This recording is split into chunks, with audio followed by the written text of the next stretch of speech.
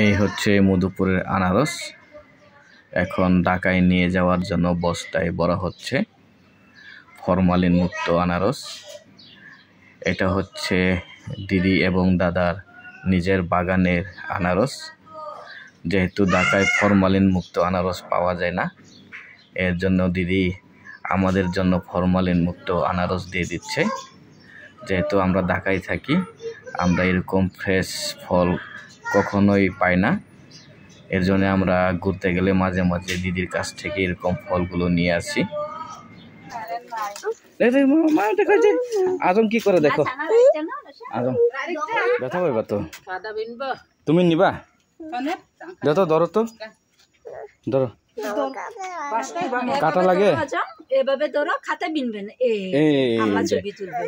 ধরো ধরো ধরো ধরো আম্মা, ধরো ধরো এই যে দেখো, বুয়া চাচু একটু ধরো, এই নো বুয়া যে ধরো, এভাবে ধরো আম্মা, এই যে ধরো, দেখো দেখো, আমি দেখাই, আমি দেখে, এই এদিকে তাকাও, এদিকে তাকাও, এদিকে তাকাও, বাবার দিকে তাকাও, এদিকে তাকাও মা,